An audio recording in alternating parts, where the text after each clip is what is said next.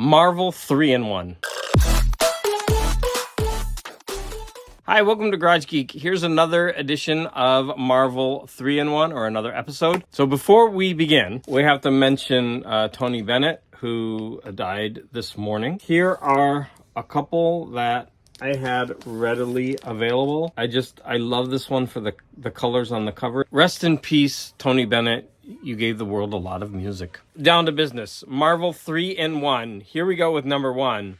Comic Collector Geeks' new Friday night challenge is not to show the covers of comics, but to show the advertisements that are on the back. Oh, let me show off my awesome shirt.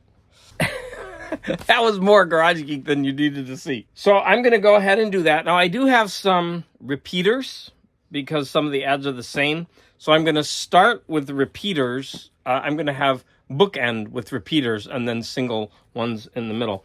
This set is for BB guns. Now, Comic Collector Geek, I believe, already mentioned them, but they're just so strange. Like all these BB gun advertisements in these comic books.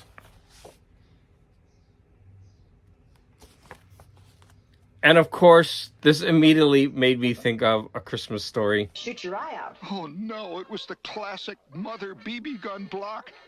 You'll shoot your eye out. Oh, let's go ahead and show the covers for these comics that featured BB guns.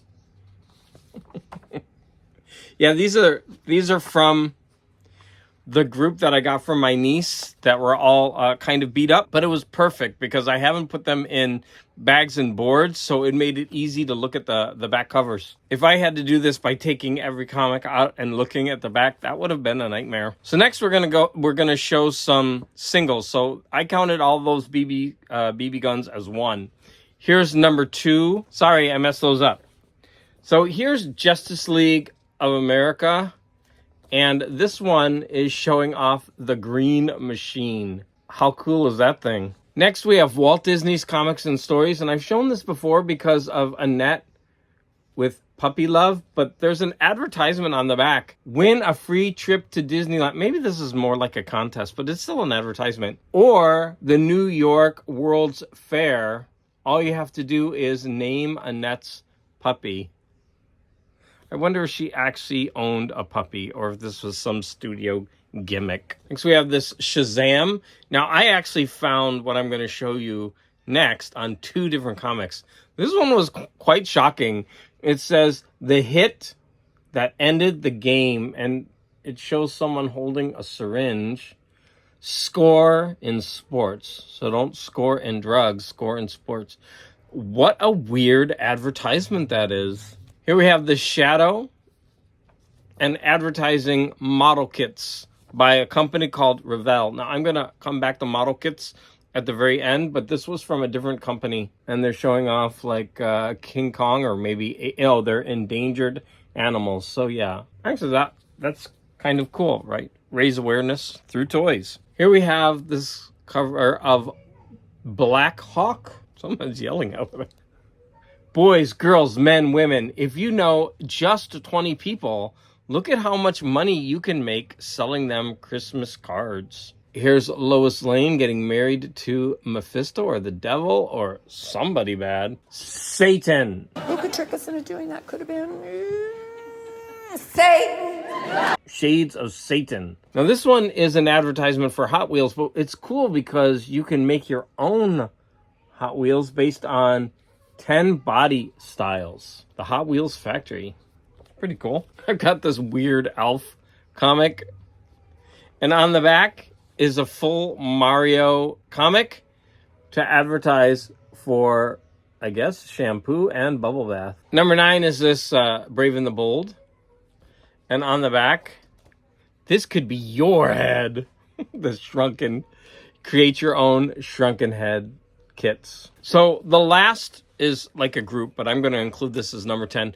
All these comics show off Aurora model kits. And as a kid, I think I would have loved these. Look at that one. That one sold me. Land of the Giants model kit. Yep, I'd love to have that one. All these different, yep, that one. All these different model kits. So cool. There's a Batman and Superboy model kit. Here are the covers to those Aurora model kits.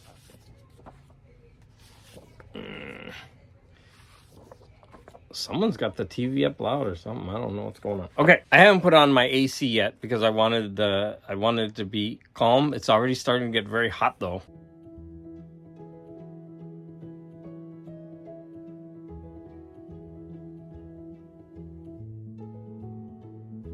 Part 2 of my video is VC recommends, I listen. So the first one was recommended by Ben Rankins. The group is called the Lemon Twigs, and they're a duo of brothers. And the album is called Everything Harmony.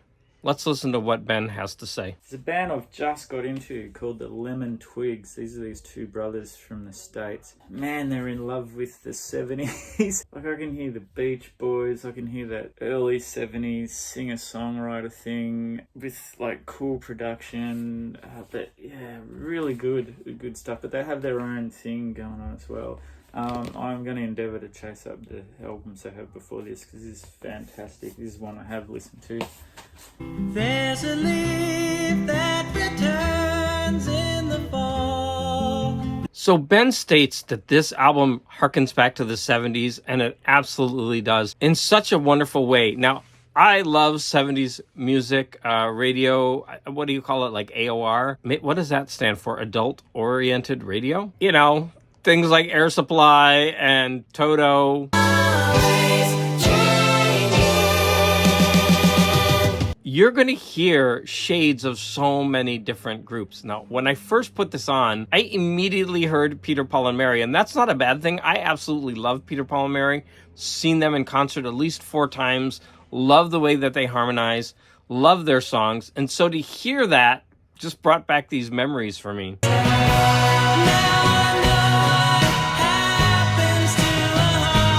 I heard so many different artists. I heard Nilsson in this. I heard definitely Art Garfunkel. Like, the song New to Me, if you play that song and you don't hear Art Garfunkel, I'm going to think I'm crazy because that sounded like a lost Garfunkel song. So after only listening to this album 2 times, this is definitely an album I think deserves heavy rotation. The two brothers and the Lemon Twigs sound great together. To be honest, they don't always try to go for perfection. I did hear their voices waver and even crack, but I think that's part of the sound that they were going for. And I actually appreciated what they were doing. This is a very fun, pleasant album.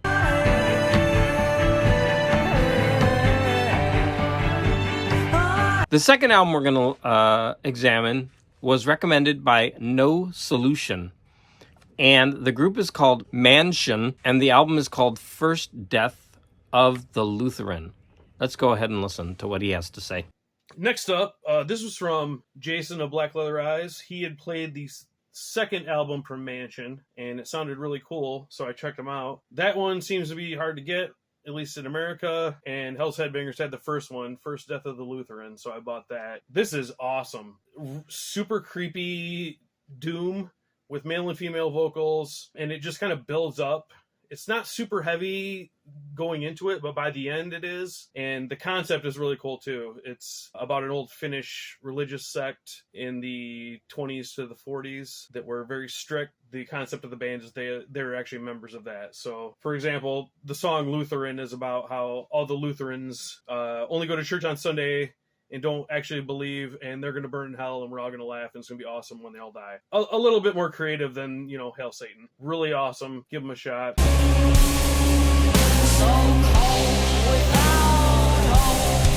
Okay, upon first looking at the cover, and because it came from No Solution, I was expecting this album to be very dark, and it's not. I would say that this is almost alt-rock-ish, although it does have its dark moments. It was more like sludge in places.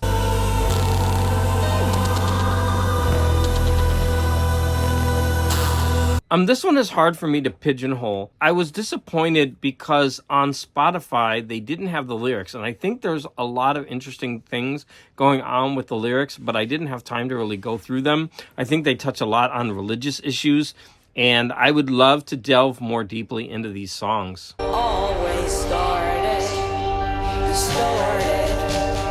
blasphemy. There are only 5 songs on the album, and so the songs are longer, and so you will go through passages of, like I said, alt rock, even some jazzy parts, definitely prog. You get into sludge. I believe there's at least two singers, and they sound great together. This is a very interesting album, and it definitely deserves a deeper dive.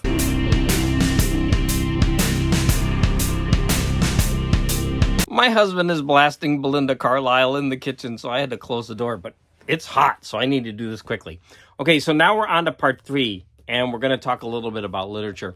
So I've been reading this Quentin Crisp, The Naked Civil Servant. This book is so good. Now, I'm only this far in it. There's so much wit in this book on a painful subject. It's a person who doesn't fit into society, taking the bull by the horns and basically saying, this is the way I am, and the rest of the world has to put up with this because this is who I am, and I'm not changing for anyone. At times, he does come off as very egocentric, but I think that is part of the persona that he creates. So I'm going to read you a couple of passages to give you an idea. I wore makeup at a time when even on women, eyeshadow was sinful. My friends were anyone who could put up with the disgrace. My occupation, any job from which I was not given the sack. My playground, any cafe or restaurant from which I was not barred, or any street corner from which the police did not move me on. To survive at all was an adventure. To reach old age was a miracle. In an expanding universe, time is on the side of the outcast. Those who once inhabited the suburbs of human contempt find that without changing their address, they eventually live in the metropolis. Keeping up with the Joneses was a full-time job with my mother and father. It was not until many years later, when I lived alone, that I realized how much cheaper it was to drag the Joneses down to my level. I had no friends who were boys because boys wanted to fight. I knew I would get hurt and not win. But girls could be made to do as I said if I shouted at them or hit them or, in the last resort, deserted them. A passerby would have to be very innocent indeed not to catch the meaning of the mannequin walk and the stance in which the hip was only prevented from total dislocation by the hand placed upon it. We treated the police as it is said you should treat wild animals. As we passed them, we never ran, but if they were already running, we spread out so that only one of our number would die. What better proof of love can there be than money? A 10-shilling note showed incontrovertibly just how mad about you a man is. If anyone offered me money in exchange for sex, I accepted it gladly. And by money, I mean 7 shillings 6 pence. Courtship consisted of walking along the street with a man who had my elbow in a merciless grip until we came to a dark doorway. Then he said, "This'll do." These are the only words of tenderness that were ever uttered to me. My father hated me chiefly because I was revolting, but also because I was expensive. The father says, "The trouble is you look like a male whore." This cheered me up a little. In gratitude, I promised that when I went up to London at Christmas, I would try not to come back. So there you have it. Some choice tidbits from the beginning of this excellent autobiography by Quentin Crisp. Sorry, we have a last minute add-on. You could probably, now you hear my AC. It was getting too hot. I had to turn it on. So Mystery Ed asked me to listen to a song by Skeeter Davis called What Am I Gonna Do Without You? I believe is the title. As soon as I started listening to the song, I was like, oh, I know this voice. And so I looked her up, and she was one of the first female country artists, solo female country artists, to become famous. Now, what I heard in this song was the 60s girl groups. Do you know how bad I feel when you treat me? But this song is beautifully sung. Then after I looked her up, she sang, Don't You Know It's the End of the World? And I know many people sang that, but I'm sure I've heard her version because her voice just sounds so familiar to me. So thank you, Mystery Ed, for suggesting that song. That is my Marvel 3-in-1. You got 3 topics for the price of 1 in this awesome Garage Geek video. I love the comments, and everybody, thank you for the support.